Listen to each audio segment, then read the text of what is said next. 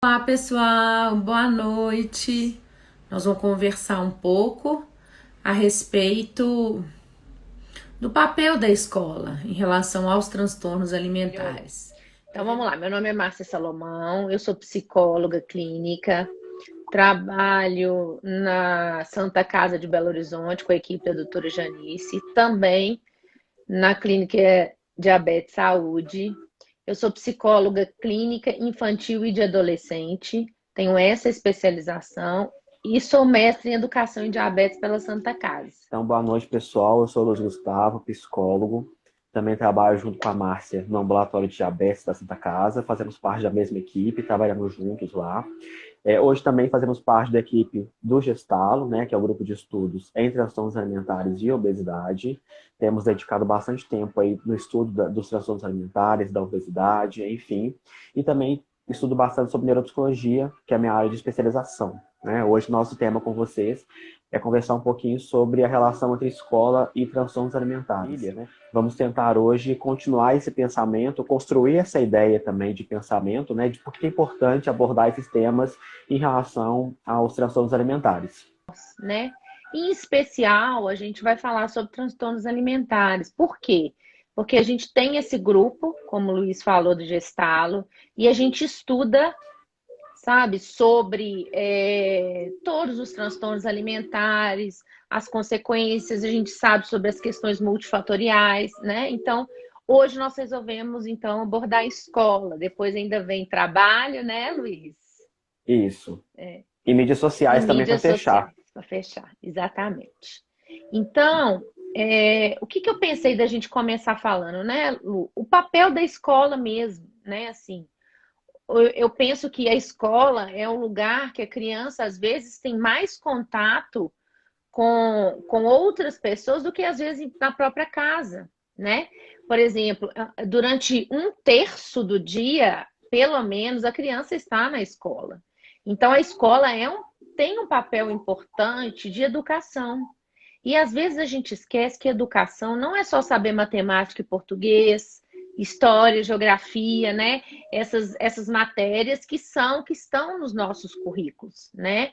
A gente tem que lembrar que ensinar, educar é você ensinar o ser humano como um todo, né?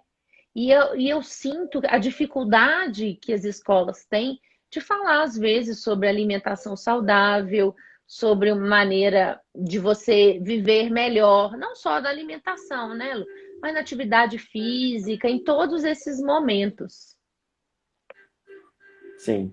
Então, para quem está chegando agora que não conhece um pouco sobre transtornos alimentares, de modo geral, transtornos alimentares são perturbações psiquiátricas que influenciam diretamente o comportamento alimentar das pessoas, trazendo consequências psicológicas, biológicas, culturais. Talvez você já deve ter ouvido falar sobre bulimia, sobre anorexia, que são os mais comuns de se ouvir no senso comum, também nas mídias sociais. Então, transtornos alimentares, de modo geral, é isso, tá? São transtornos da saúde mental.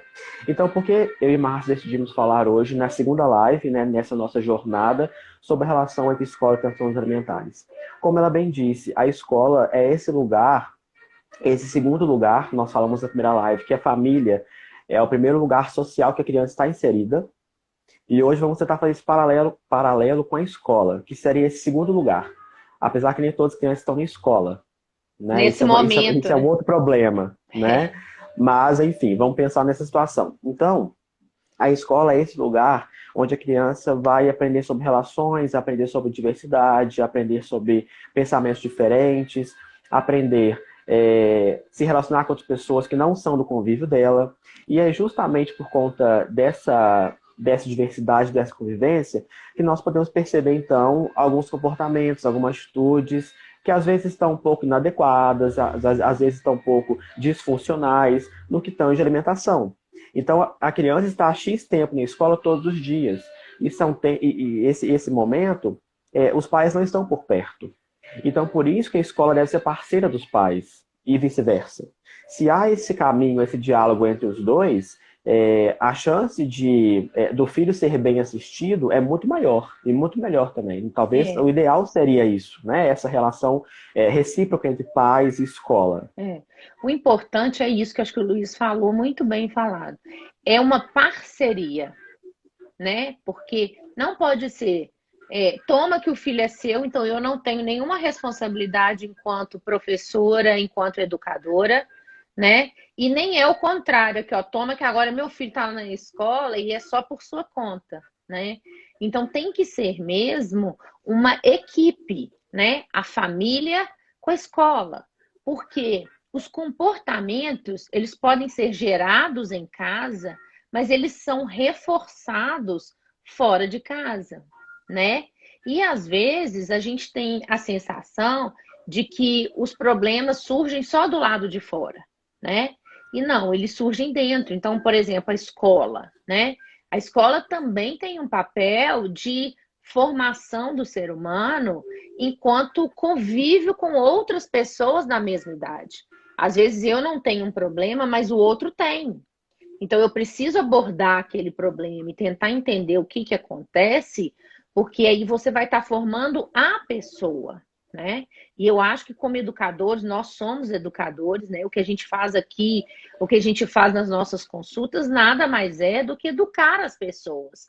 A gente também se educa, né, quando faz isso, porque a gente aprende muito também. Mas esse papel de educador, ele tem que ser muito bem estabelecido para que ninguém se sinta nem sobrecarregado, nem pressionado, né? Então, a escola tem sim esse papel, a família tem, e o importante é somar, né, gente? Eu que frequento muita escola por conta das crianças, uma das coisas que eu sempre vejo é isso: alguém jogando o problema na mão da outra pessoa. Ah, mas a escola faz isso, ah, mas a família não faz isso, né? Então, eu acho que isso que a gente está abordando aqui hoje é uma coisa muito importante, né? O papel dos educadores externos da criança, né? Não sendo Uhum. só a família. Perfeito. E assim, a gente percebe muito, talvez, na educação infantil, essa sensação de que os pais jogam as crianças na escola, já de tempo integral, e aí vão trabalhar. Existe uma questão que é muito, muito, muito importante dizer o seguinte: alguns pais realmente têm que trabalhar. E às vezes sustentar a família inteira, às vezes uma mãe solteira, por exemplo. Então, nessa situação, é um pouco diferente, a gente entende esse contexto. Mas em outros casos, a gente percebe que a escola tem se tornado, então, um depósito de filhos. Isso é complicado, porque a escola não tem esse papel. É como se é como você bem disse, os pais transferissem a responsabilidade que é deles para a escola, e não funciona dessa forma. A escola por si só já tem que pensar em várias questões sobre educação no geral, né? Então, pensar em educação também não daria certo. A educação que eu falo assim de casa não Sim. daria certo, né? Então, cada um tem o seu papel. E isso tem que ser muito claro para as pessoas, né? Então, é justamente na escola que os filhos talvez vão apresentar comportamentos que em casa os pais não vão perceber.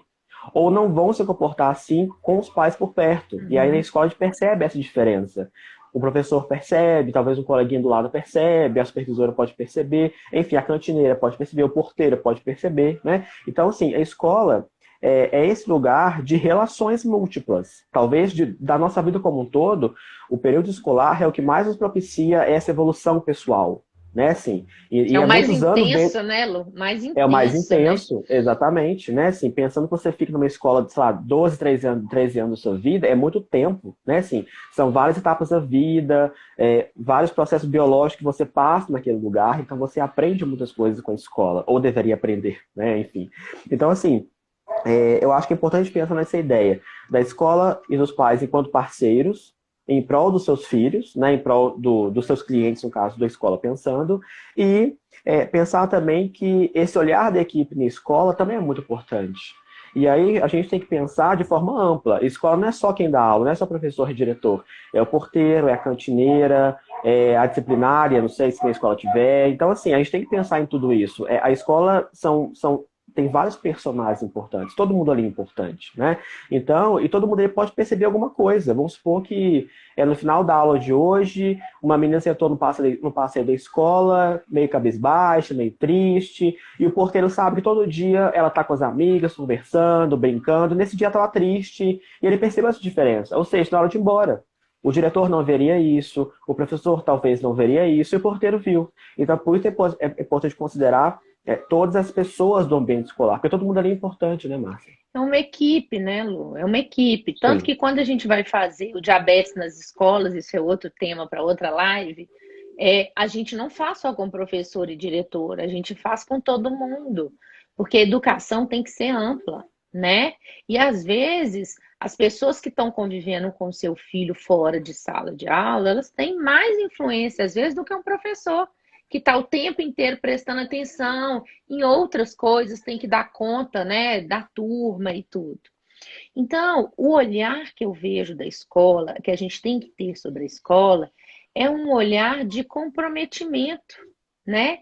De estar junto com a gente, com os pais, e tentar participar da vida do aluno de forma mais saudável, né? A gente sabe que hoje, né, Lu, a gente pensa pegando lá pelos transtornos alimentares, a gente sabe que hoje tem várias leis, tem várias escolas que não permitem determinados alimentos, né? Uhum. Que elas já restringiram o consumo de alimentos extremamente calóricos ou com gordura trans. A gente sabe disso. Mas isso são Uhum. poucas escolas ainda. E às vezes eu já escutei de clientes meus dizerem assim para mim, mas eu não sei por que agora eu não posso levar mais chips para a escola.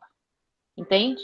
Então, falta também da escola, às vezes, né, gente, em vez de ser aquela coisa vertical, como você falou bem na semana passada, né, uma coisa horizontal, uma coisa que você faça as regras serem entendidas e não somente obedecidas, né?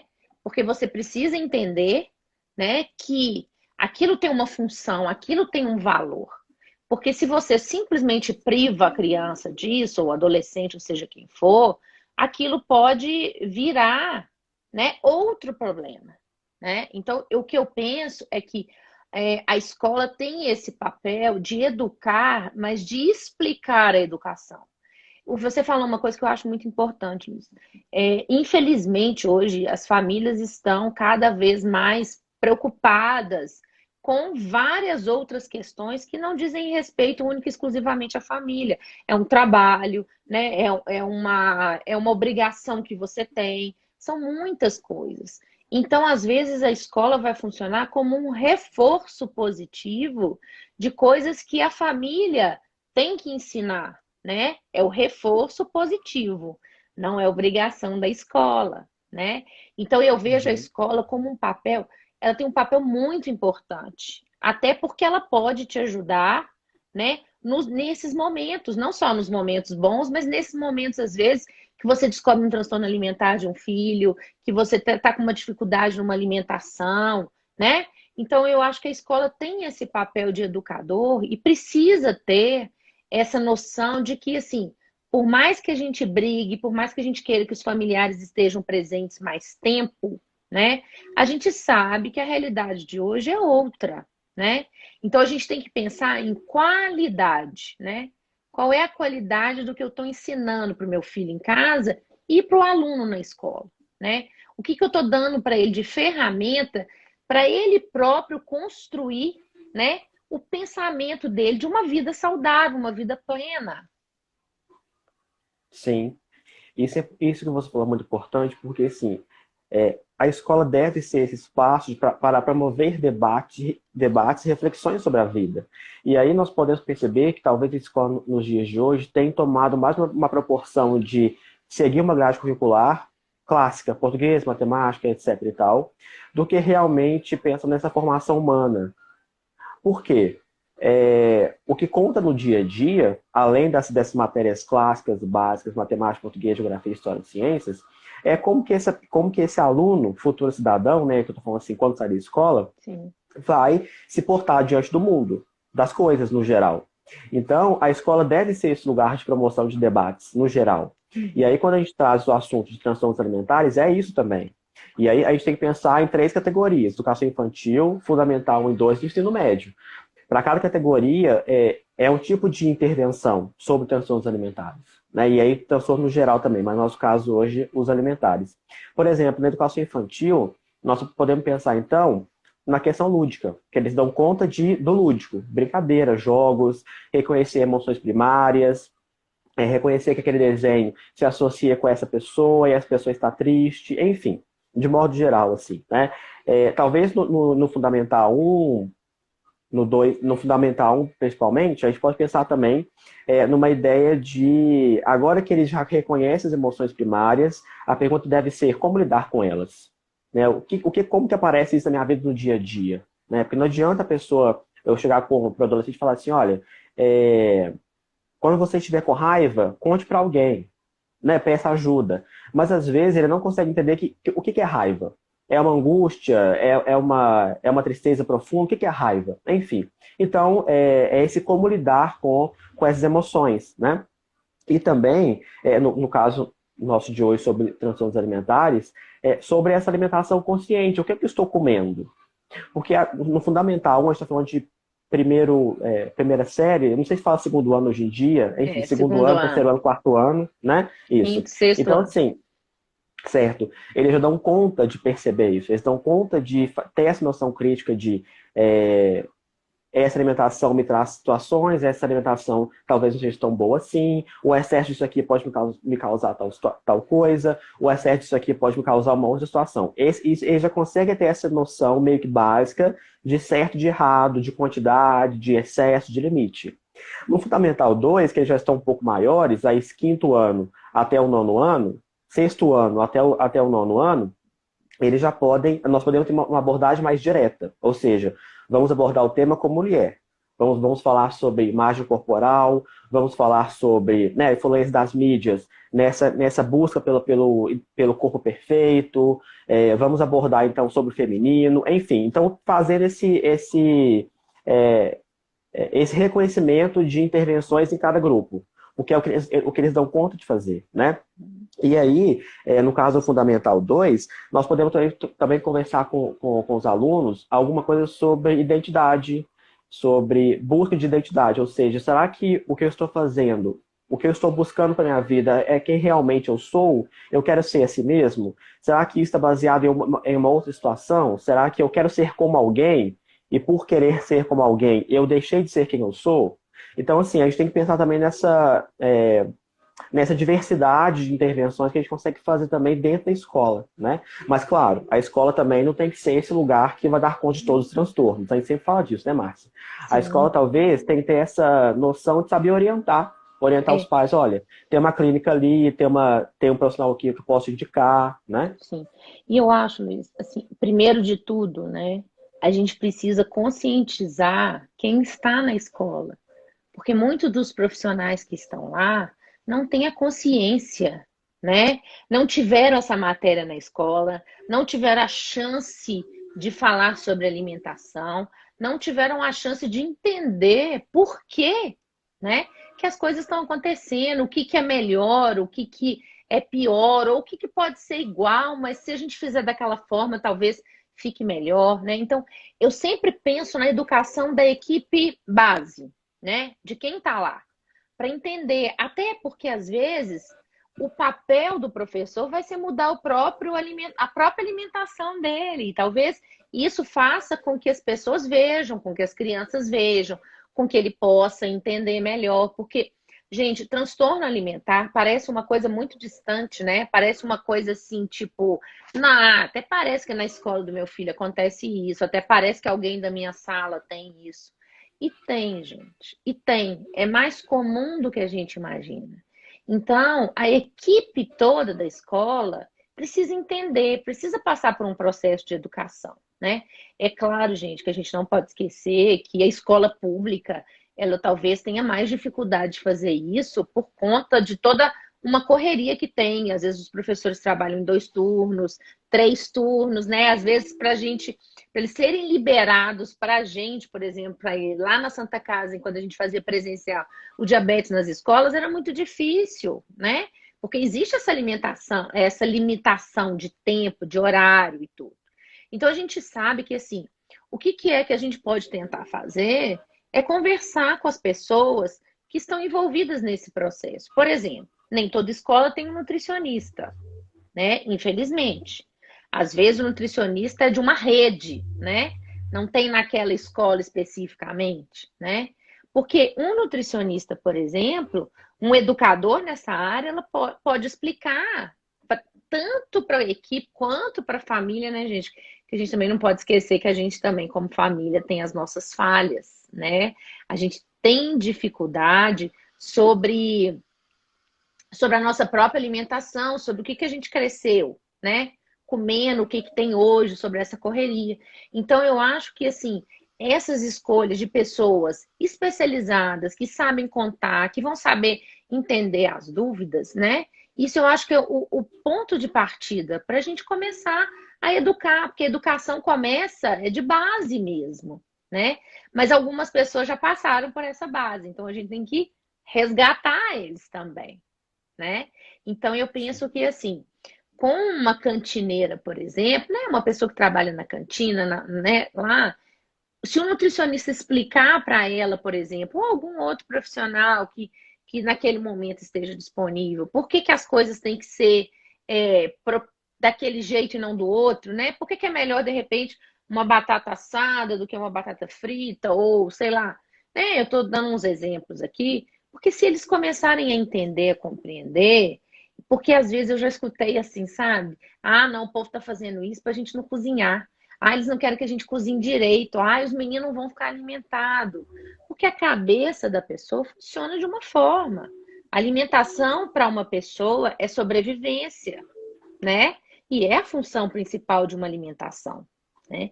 Mas isso precisa estar claro, né? Precisa ter esse momento. E esse momento também dentro de sala, né? Afinal de contas, a gente estuda ciências, biologia, né? Tudo isso, e são momentos, talvez, que você possa fazer essa coisa.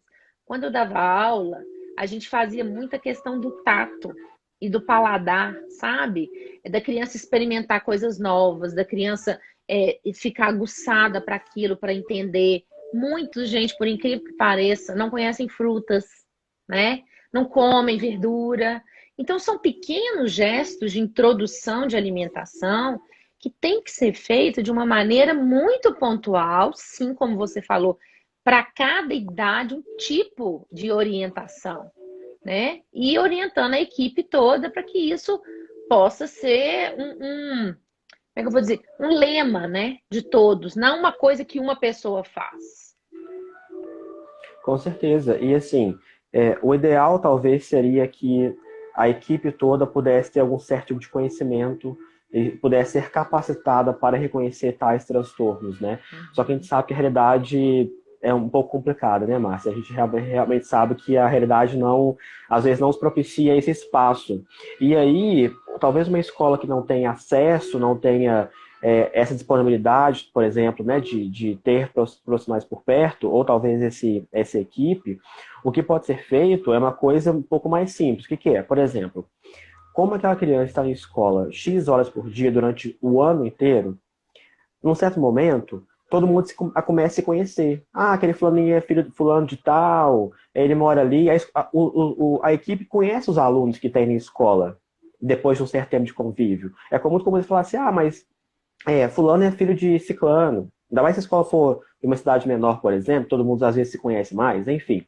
Então, assim, o que pode ser feito se a equipe não tem acesso a essa capacitação adequada, né?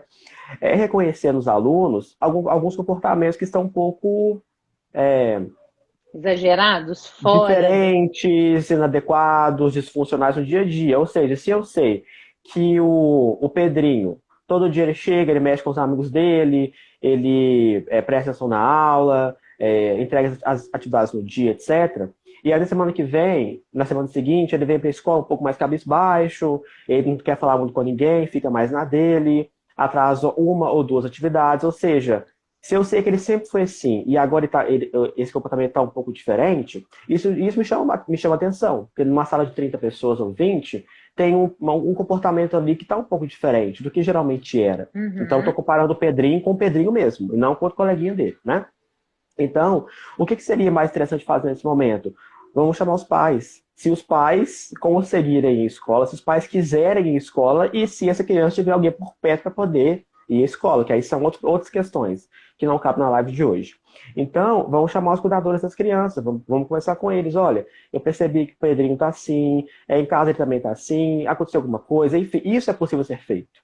Agora, claro, nós encontramos barreiras de políticas públicas, barreiras culturais, barreiras de, às vezes, os pais não têm tempo de ir à escola, às vezes a avó que vai, às vezes o tio que vai. Então, às vezes, quem cuida da criança ou quem está com a criança todo dia não consegue ir à escola por causa de tempo mesmo, por causa de trabalho, às vezes porque não quer. Já teve casos que eu já ouvi que o pai não queria ir à escola para ouvir nada da criança, enfim, né? Então, isso também é uma outra situação. Então, percebe que isso a escola dá conta de fazer.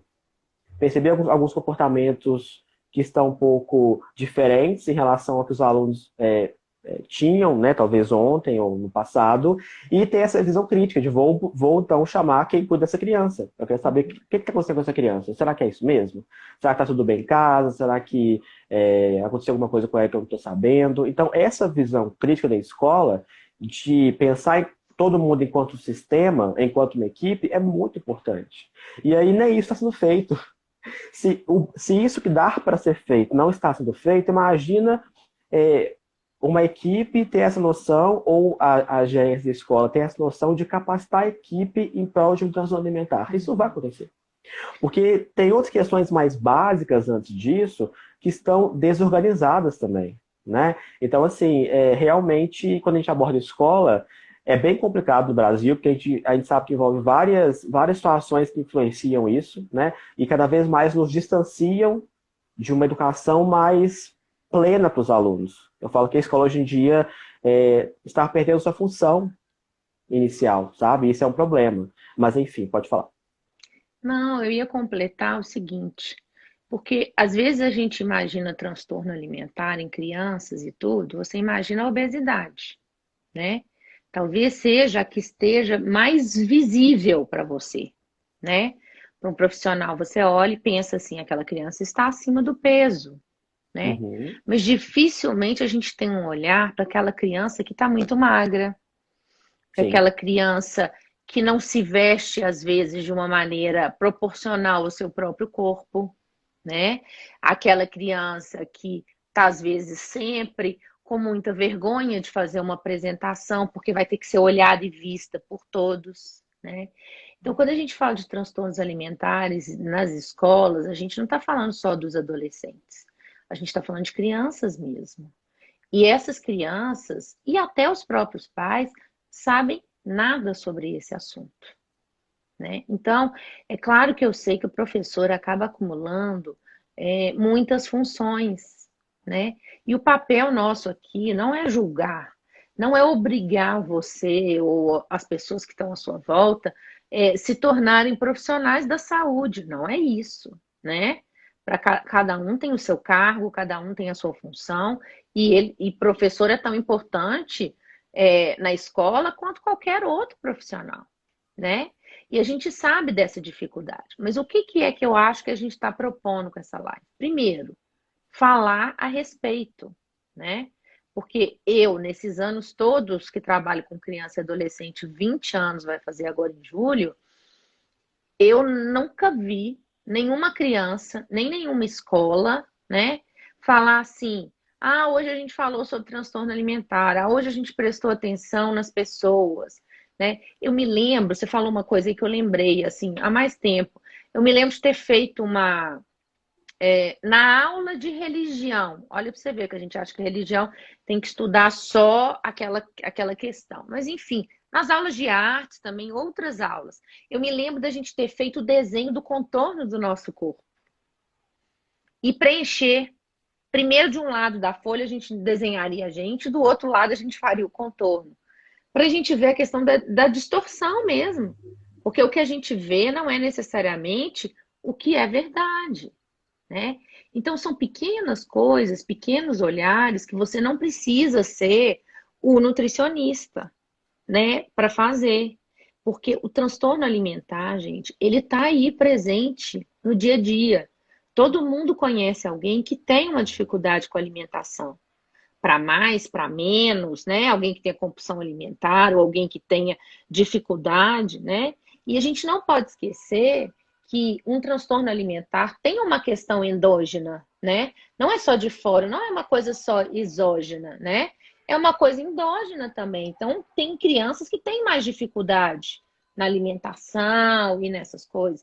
Então, o que eu acho que eu e o Luiz a gente propõe nessa live é isso. É que vocês também podem perguntar para a gente conversar sobre isso, porque, na verdade, a gente quer movimentar esse lugar de educação, que é a escola, né? Para que se fale também sobre conflito. Porque eu me lembro que na minha escola e em outras escolas que eu conheço, as pessoas preferem que todo mundo seja igual, né? Mas, na verdade, a diferença é que faz o crescimento. Se todo mundo gostar da mesma coisa, se todo mundo, né, fizer tudo do mesmo jeito, a gente não cresce, né? Então, é isso, é esse momento que a gente tem que ter de cuidado da escola, né? Então, assim, pessoal,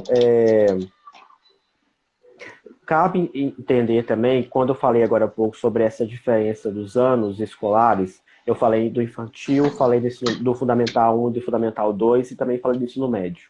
Então, nós temos de reconhecer esses três mundos dentro da escola. Por quê? Na educação infantil, por exemplo, não vamos falar de transtornos alimentares ainda. Vamos pensar, então, em comportamentos alimentares que estão um pouco diferentes, que estão um pouco inadequados. Às vezes uma criancinha que parou de comer, não quer comer determinado alimento, porque fala que não gosta. Então a gente tem que investigar, será que não gosta mesmo? Será que na casa dele não tem? Talvez ele não tenha acesso a essa alimentação, talvez nunca conheceu que alimentação, que comida que é essa.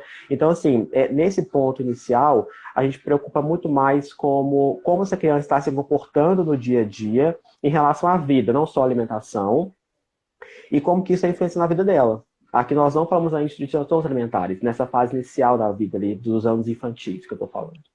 No caso fundamental 1 e 2, e aí eu acho que é o ponto X da questão, porque aqui o adolescente, quando essa criança começa a crescer, está na fase da pré-puberdade, puberdade, etc., depois jovem adulto, de que esses jovens começam a buscar no mundo identificações. Nas suas tribos, na escola, buscam aos seus semelhantes, o jeito de falar muda, os gostos musicais alteram um pouco ou não. Então o jovem começa uma força dentro dele para se encontrar no mundo, na fase da adolescência. Então essa fase por si só já é conturbada pela natureza. Já tem todas as questões que é dela, sem colocar questões externas, só questões pessoais, biológicas do indivíduo. Então, se soma os transtornos alimentares a essa fase da vida, fica um pouco mais complicado, porque aí esses jovens vão pensar que esse jovem tem acesso à tecnologia, que a maioria tem hoje em dia, eles têm acesso a vários estímulos nas redes sociais, e não necessariamente estímulos bons. Agora pensa comigo, um jovem que está um pouco desorganizado, mentalmente falando, que está um pouco desamparado, às vezes não está se achando ali nos grupos sociais, não está se sentindo confortável em algum grupo, talvez nem em casa também. Ele vai buscar um refúgio aonde ele acha o refúgio. Talvez não. Com certeza você na internet. Porque lá você acha tudo. Ele pode achar talvez um Instagram de alguém que é parecido com ele, sei lá, um fórum, um blog, enfim, um canal no YouTube, enfim. Então, assim, ele vai começar a seguir essa pessoa porque essa pessoa se parece com ele. Então, se essa pessoa fala durante um vídeo que beber muito café todo dia é bom para a saúde, esse jovem que está desorganizado, desamparado e buscou essa pessoa na internet, vai entender o seguinte: bom, então eu estou seguindo fulaninho. Fulaninho para mim é uma referência em relação a alguma coisa. E se ele falou que beber muito café é importante, vou beber café também. Isso acontece de forma direta. Qual que é o problema disso? Que essa criança em orientação vai começar a entender algumas pseudo-verdades enquanto verdade para ele. E aí, juntando desorganização, desamparo com desinformação, nós temos uma situação muito caótica aqui. E aí já estou falando questões externas, que se somam com as questões da pessoa, do sujeito. Olha que mundo complicado que se torna isso. Né? Agora, vamos pensar nas meninas, que a gente tem uma prevalência muito grande de transtornos alimentares na adolescência em meninas. Porque com as meninas o papo é um pouco diferente. Aqui estamos falando de uma cobrança pelo corpo perfeito, de uma questão de imagem corporal, de uma questão que a mídia impõe do corpo perfeito, das curvas do corpo, da mulher que tem que se cuidar o tempo todo, da mulher que tem que comprar vários produtos de beleza, porque se ela não fizer isso, ela não vai fazer parte de um todo. Isso que é o problema. E aí, vejam bem, uma menina de, sei lá, 13, 14 anos, que está sofrendo esses conflitos ali pessoais da fase da adolescência, que, a um certo ponto, é natural, tá? Mas tudo tem limite. E aí ela se vê ouvindo um podcast, ou vendo um vídeo de uma blogueirinha, que é muito famosa, é muito comum hoje em dia ter blogueirinhas no Instagram, e essa blogueirinha vende a ideia de que o corpo perfeito é aquele corpo chapado, sarado, que vai na academia todo dia, que tem uma rotina muito, às vezes até muito rígida de alimentação, etc. Então, assim, tudo tem limite. E o extremo nunca é bom, nem de alimentação, né? Então, assim, essa menina adolescente vai ver nessa blogueirinha uma referência de mulher, quero ser como ela.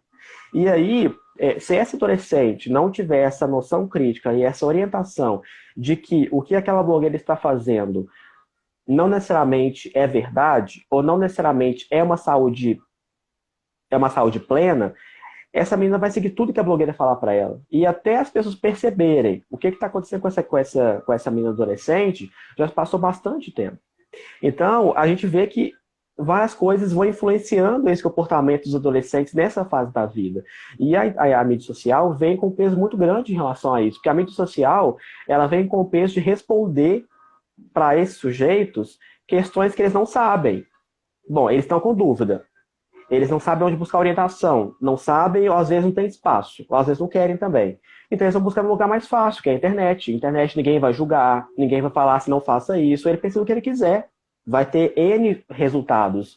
E aí, como que ele vai filtrar o que é verdade e o que não é verdade? Ele não tem essa percepção, né? Então, quero concluir esse comentário gigantesco falando o seguinte, de que a adolescência é uma fase conturbada por si só, pela evolução. A gente sabe que isso acontece.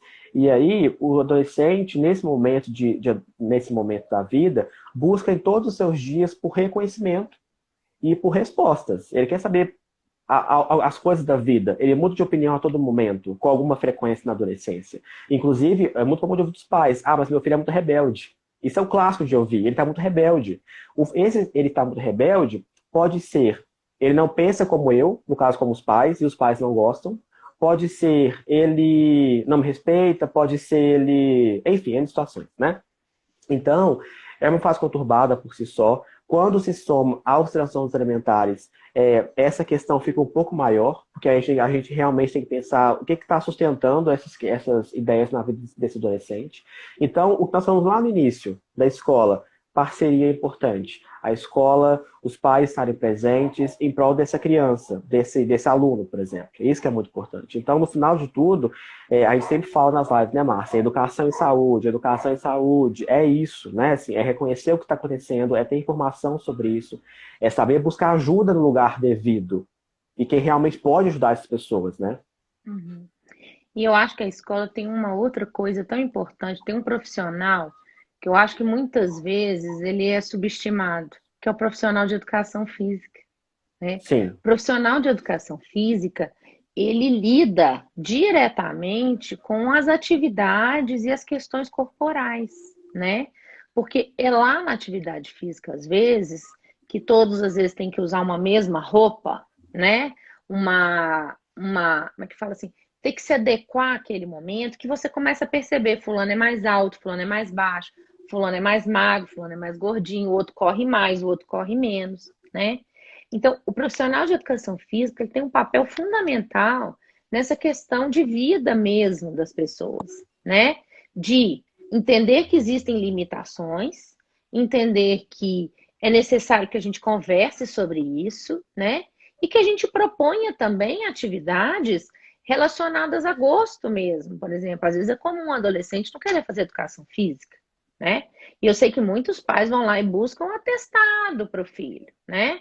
Ah, mas ele não gosta, porque ele faz esporte fora, porque ele faz assim. Não, a escola, a parte da escola também da educação física, né, do profissional de educação física, Ela é muito importante. E esse professor tem um papel muito amplo de acesso, isso que eu queria dizer, de acesso com essas crianças, esses adolescentes, porque eles estão fora da sala convencional, eles não estão sentados em fileira, um atrás do outro, aquela coisa, ou mesmo que seja em roda, eles estão num ambiente mais descontraído, né? Então, eu falo que a valorização do profissional de educação física, ela tem que ser muito presente, né? Porque atividade física não é só se você quiser, né?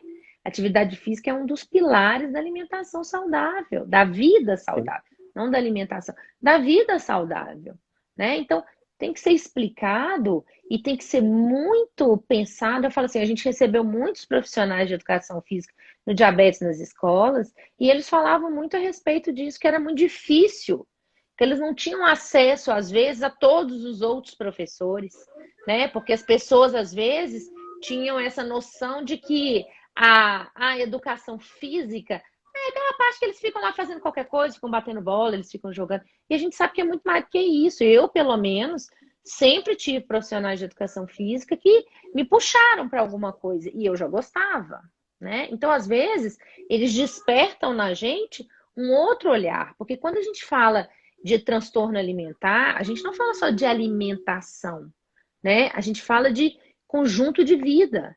Então, se às vezes um adolescente, se ele quer fazer demais esporte, se ele quer estar demais ali, né? Naquele momento, talvez isso possa chamar a sua atenção. Ou aquele outro que está sempre letárgico, aquele que está sempre cansado, aquele que está sempre com dificuldade, ele também pode estar com algum problema, né? E trabalhar essa questão corporal da comparação. Existem pessoas diferentes e é natural que isso aconteça. Então, se pudesse, teria um professor de educação física como se fosse meu melhor amigo na escola do meu filho. Por quê? Porque ele pode te ajudar a despertar muitas coisas e você pode alertar e ele pode te alertar para muitas coisas. Então, a escola, gente, ela tem essas pessoas, sabe? Um profissional de ciências, ele pode não ser expert na alimentação, mas ele sabe dizer para você, né, como que está acontecendo as coisas, o que, que é melhor naquele momento, o que, que é mais adequado. Então, você pode fazer oficinas, né? Você pode conversar. E isso, oficina, gente, eu que trabalhei com projeto de pesquisa, né? A gente faz muito isso, um único tema para todo mundo. Então, por exemplo, vamos falar sobre alimentação? Vamos. Então, qual que é a parte de ciências? Qual que é a parte de matemática? Vamos contar? Vamos... Entende? Então, eu acho que tudo isso são questões que elas podem ser discutidas com outros profissionais, não necessariamente só com aquele profissional que está o tempo todo com a criança ali, né?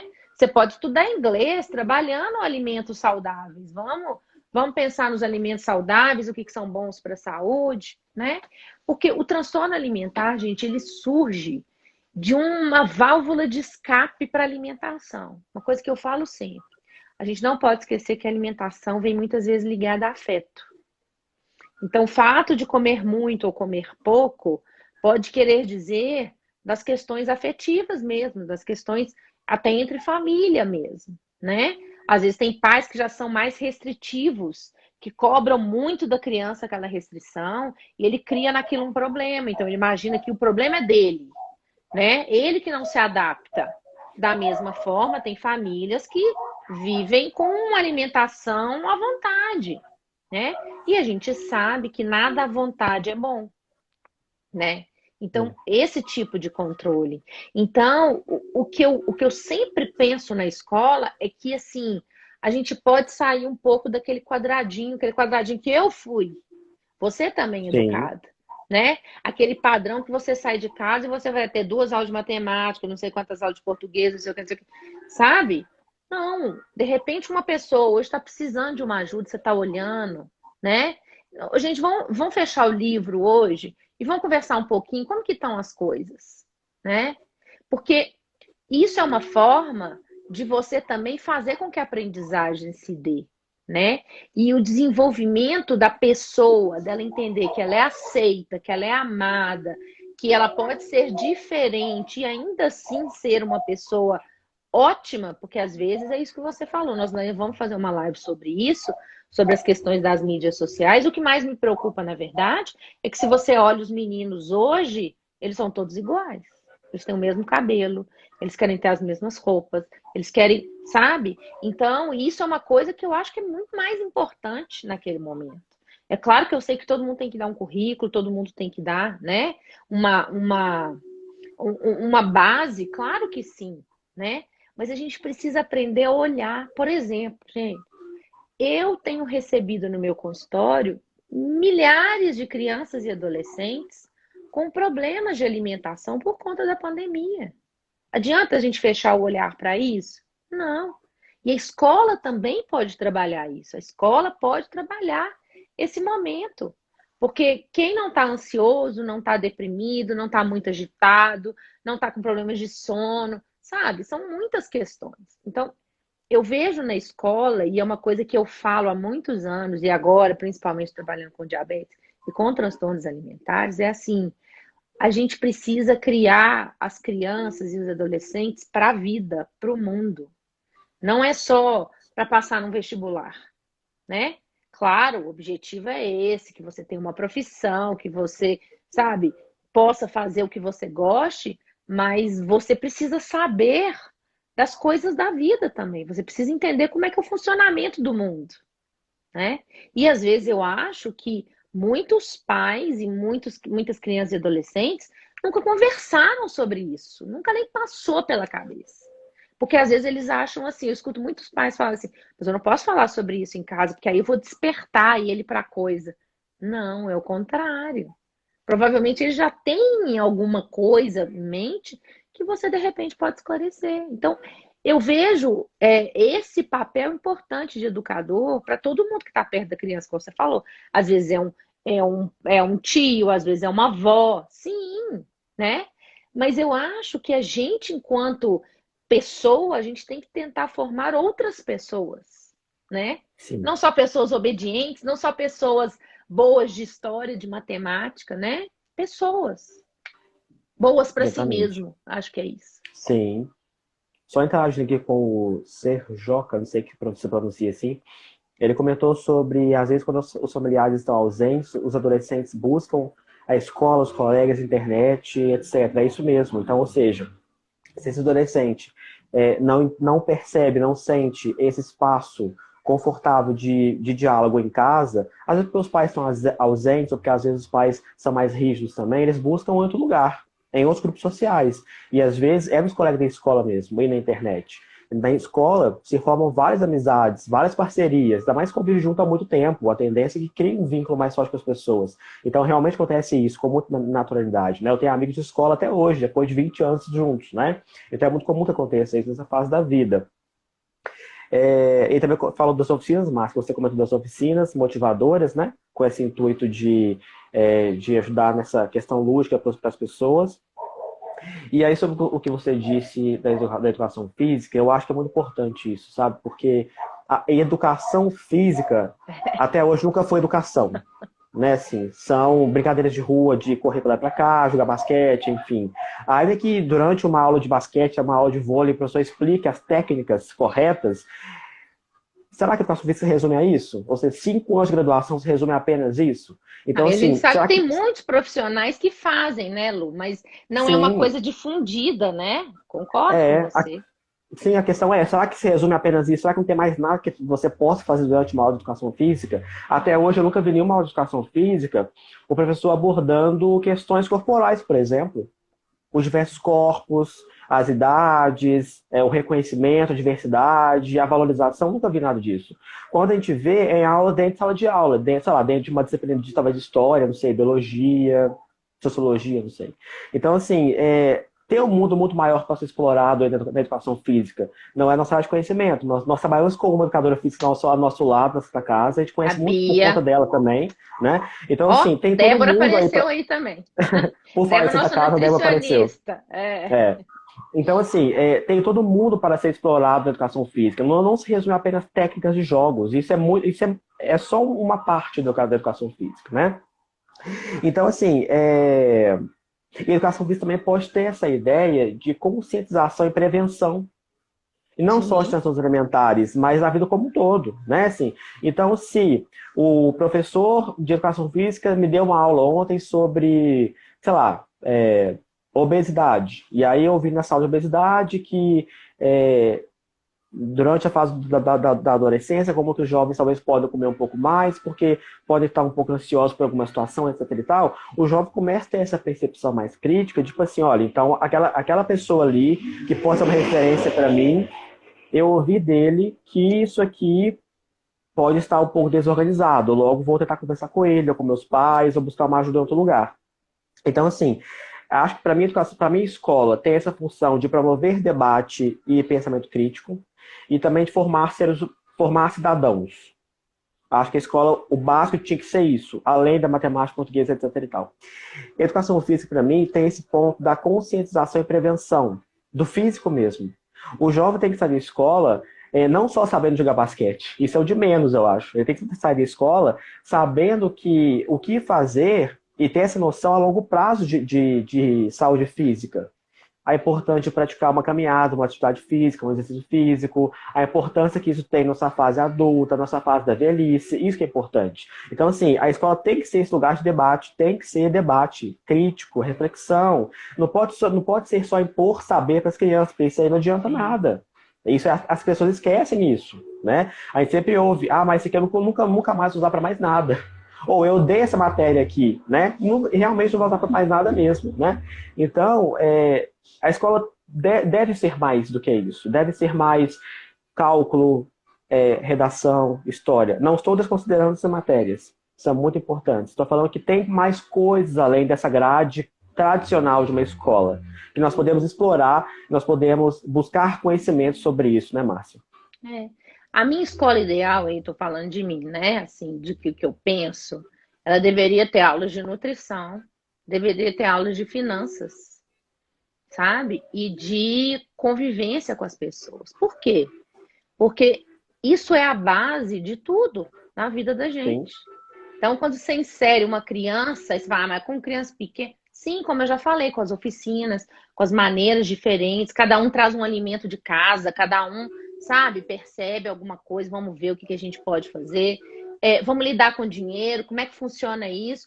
Porque a escola é essa base, né? A gente sabe que isso é um desejo meu, um desejo de muitas pessoas, eu sei, mas já que a gente não tem essas disciplinas, que a gente tente inserir, né?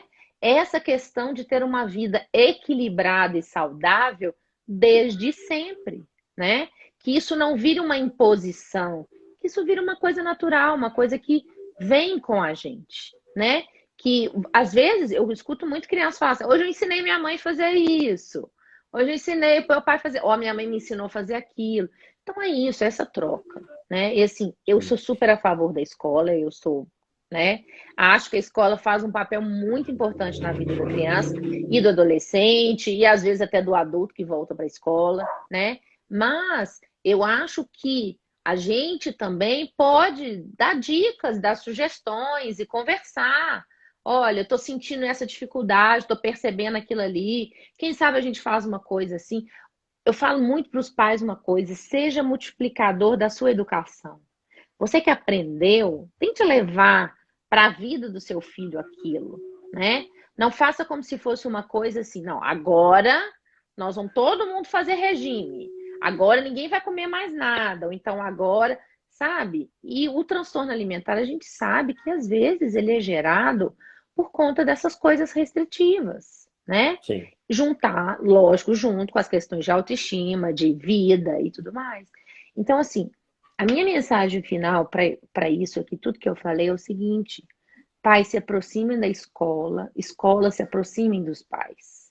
E aproveitem os profissionais que vocês têm na escola. Vocês têm profissionais muito bons que podem te ajudar. E se eles não souberem alguma coisa, você pode ter certeza que eles vão procurar saber. Então, abra as portas também para essas coisas novas, para essas novidades, né? Incentive as pessoas, porque, gente, tá difícil para todo mundo, para os profissionais também da escola, né? E profissionais da escola, conversem mais com seus alunos, tentem ficar mais próximo deles. Isso não significa perder hierarquia, não. isso significa você dizer para ele que você se importa, não somente com a nota, não somente com o que ele vai fazer dentro da escola, mas com ele como um todo, né? Perfeito. E a minha mensagem final é uma reflexão, na verdade. Assim. Outro dia eu vi uma professora do interior da África do Sul, na periferia da África do Sul, ela dando aulas para os meninos da comunidade onde ela mora, num terreno baldio, assim, um terreno bem sem estrutura. Ela colocou ficou três paus, assim, né? Colocou um pano todo remendado em cima para não bater sol nos alunos e deu aula para eles. Então, se ela conseguiu, nós, com muito mais do que ela, também conseguimos. Então, fica a reflexão. Isso aí. Gente, eu quero agradecer, eu e o Luiz de novo estamos aqui, né, para agradecer a presença de vocês. Eu sei que tem muitas lives, né, nessa hora, então a gente tem que agradecer mesmo vocês. Dizer mais uma vez, gente, ao sinal de qualquer dificuldade, de qualquer mudança de comportamento do seu filho, né, da criança, do adolescente, até mesmo do adulto, procure um profissional especializado. Procure se educar com quem entende do assunto. Porque desinformação a gente já tem. A gente precisa de informação de qualidade. Então, não tenha vergonha, tá bom? Né? Obrigada para vocês. Boa noite e até a próxima. Tchau, Tchau, pessoal. gente.